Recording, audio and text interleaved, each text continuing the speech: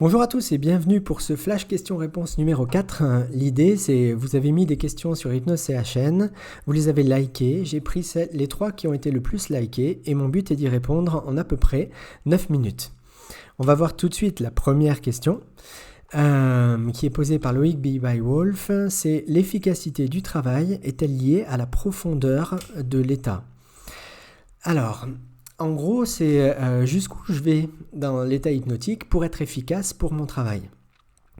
Alors, Loïc Bywolf parlait de l'échelle de Stanford, je crois.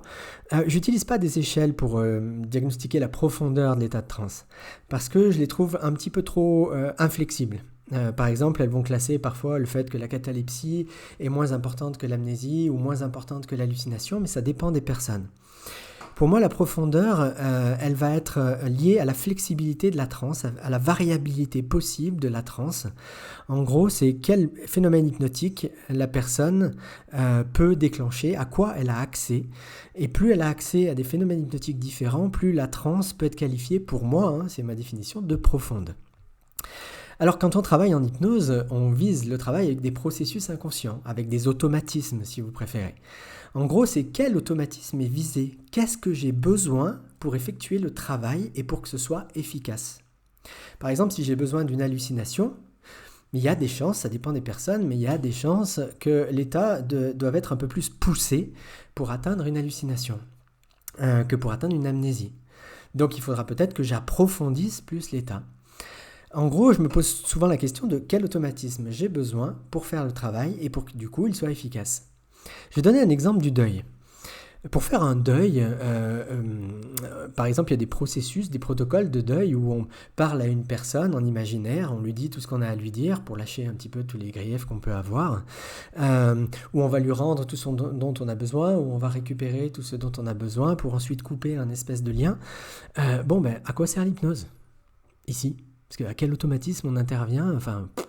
Souvent je pose cette question aux stagiaires, mais à quoi sert l'hypnose ? Moi je l'ai déjà fait rien qu'avec l'imaginaire sans hypnose, ça marche très bien.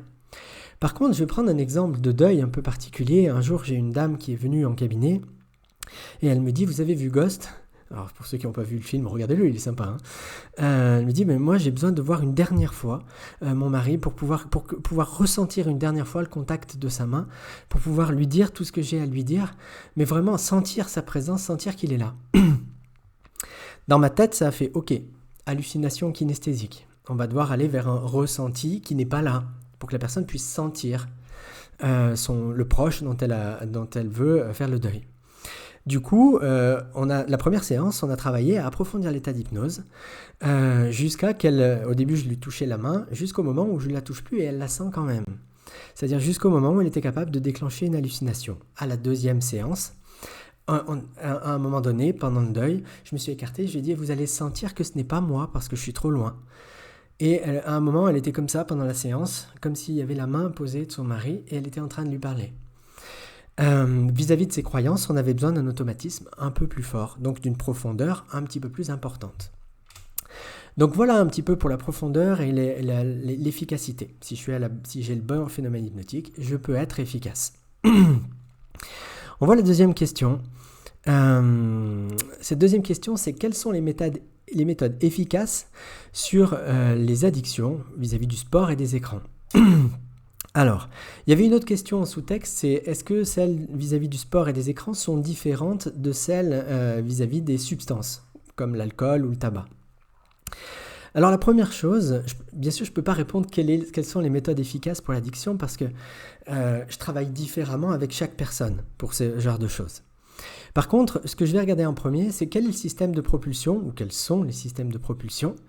En gros, est-ce que la personne a son addiction, c'est-à-dire est-ce qu'elle va vers les écrans, ou est-ce qu'elle va vers le sport, pour éviter une douleur, pour éviter la douleur de se connecter à quelque chose, pour éviter la souffrance, ou est-ce qu'elle y va par plaisir ?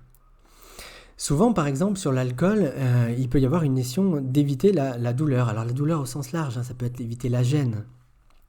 Par exemple, souvent on parle de l'alcool mondain, il y a l'alcool mondain, c'est vrai, mais parfois aussi cet alcool mondain, il cache le fait qu'on n'est pas tranquille, enfin qu'on n'est pas à l'aise en public et que du coup on a besoin de l'alcool pour se désinhiber et être tranquille. Donc on évite le fait d'être un peu coincé. De la même façon, parfois l'alcool peut être pour oublier des malheurs qui sont arrivés dans le passé, des choses dont on a besoin de fuir. Dans ce cas-là, j'irai plus vers les leviers de désensibilisation ou d'acceptation quand on ne peut pas changer. C'est par exemple c'est vis-à-vis d'un deuil d'une personne qui a disparu. Et puis parfois, c'est vers le plaisir. Même dans le tabac et dans l'alcool, par exemple, il peut arriver qu'il y ait des personnes qui sont un peu les esthètes du cigare, par exemple. Ils vont en fumer très peu, mais parfois, ils vont fumer un cigare avec un whisky de 20 ans d'âge. Et ça va être un moment très précis qui est un moment de plaisir pour eux et ils n'évitent pas forcément une douleur. De la même façon, par exemple, dans l'addiction aux écrans, ou au sport, souvent ça va être une recherche de plaisir, d'endorphines ou de choses comme ça. Et les personnes viennent pas forcément au cabinet d'ailleurs. Par contre, quand elles y viennent, souvent c'est qu'elles sont un peu forcées. Faites en sorte que mon fils il arrête de regarder trop les écrans. Dans ce cas-là, s'il y a une notion de plaisir, je vais plutôt m'orienter vers nouveaux choix et réinterprétation. Et la première chose, ça va être déjà de plonger un petit peu dans le système addictif, c'est-à-dire de rejoindre l'autre là où il est. Je donne un exemple dans Hypnose, levier de changement, le livre, avec Last of Us, où je rentre dans le monde du jeu vidéo avec l'enfant, plutôt que de lui dire il ne faut pas regarder les jeux vidéo, il faut sortir un petit peu. Et depuis cet endroit-là, je lui donne envie d'aller sentir plutôt la nature. Donc on crée un nouveau choix à ce moment-là, jusqu'au moment où il réinterprète le jeu vidéo comme quelque chose de moins fort que le moment où il est en pleine nature. Mais l'idée, c'est pas de le priver de quelque chose, parce que si on le prive d'un plaisir, ça va pas fonctionner. Donc c'est bien détecter le système de propulsion, quelle que soit l'addiction. Et souvent, il y a plus de plaisir dans le sport et les écrans, et dans le tabac, enfin le tabac encore aussi, ça peut arriver, mais dans l'alcool, souvent, ou les drogues dures, souvent, ça va être plus des mécanismes pour fuir la douleur. On va passer à la troisième question maintenant. La troisième question, c'est comment faire pour ne pas se laisser embarquer et arrêter le flux continu de paroles d'un client. C'est posé par Marie-Christine Pallotta. Alors, pour répondre à cette question, déjà, il y a plusieurs choses. Quel est le but de ce moulin à paroles ? Parce que parfois, la personne, elle a besoin de parler. Que ça lui permet de désensibiliser un petit peu, d'exprimer tout ce qu'elle a à dire. Parfois, c'est un test de rapport. Elle veut voir si vous êtes à son écoute. Et puis parfois, et c'est là que ce sera intéressant de le couper, en revanche, ce sera une fuite. C'est-à-dire que la personne parlera pour éviter d'aller vers le changement parce qu'elle en a peur. Donc c'est déjà déterminer quel est le but de toutes ces paroles. Ensuite, il y a 3 petites techniques pour régler un petit peu ce problème dès le départ. La première technique, je ne les ai pas mis dans l'ordre, c'est de prendre sa place. C'est-à-dire, ça va être de reformuler, vous savez, répéter plutôt. La personne vous dit j'ai un problème avec mon père, ok, avec votre père, hop, comme ça, c'est pas seulement pour montrer qu'on a compris ce qu'elle nous dit, mais ça permet tout de suite de prendre une place, un temps de parole.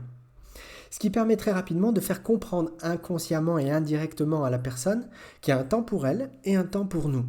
La reformulation est primordiale dans ce cadre-là.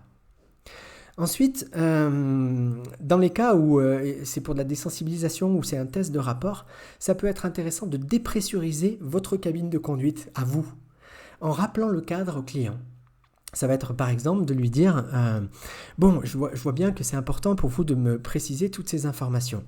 Et en même temps, on n'aura peut-être pas le temps de faire de l'hypnose avant la fin de la séance. Parce que plus vous me donnez d'informations, plus j'en engrange. Et moi, on a de temps pour la suite puisque j'ai un client après. Et parfois, les clients vont dire non, je veux faire de l'hypnose, moi. Et du coup, ils vont un peu plus se freiner. Après, c'est leur rappeler aussi, vous avez le temps pour ça, et puis on pourra le faire à la séance suivante, l'hypnose. Il n'y a pas de souci. Alors, donc, c'est de placer un peu le cadre. Ensuite, ça peut être aussi important de convenir d'un signal de débordement. C'est-à-dire de dire au client, waouh, vous me donnez plein d'infos. Et c'est génial. Par contre, vous me les donnez tellement rapidement que j'arrive pas à suivre. J'ai besoin de me les répéter un peu, ce qui permet de placer la reformulation. Donc, on va convenir d'un signal. Si je vous fais ça veut dire que je suis complètement perdu. D'accord ? Dans ce cas-là, on ralentira, je demanderai de vous poser et je vous poserai une question et répondez simplement à cette question et comme ça, je pourrai reprendre le fil de l'histoire. Voilà. Donc, ces 3 petites pistes qui peuvent être intéressantes, parfois le signal visuel ne suffit pas, il faut toucher un contact, donner un contact, expliquer à la personne. Si je vous touche comme ça veut dire que je suis débordé et qu'il faudra s'arrêter pour que je puisse vous poser de nouvelles questions. Donc voilà un petit peu des pistes pour gérer ça. Voilà, j'ai répondu aux 3 questions. Je vous invite bientôt à venir poser vos questions pour le Flash QR5. Je vous remercie pour avoir suivi tous ces Flash QR jusqu'à maintenant. Et puis, je vous souhaite une bonne fin de journée ou une bonne soirée, suivant où vous en êtes. Voilà.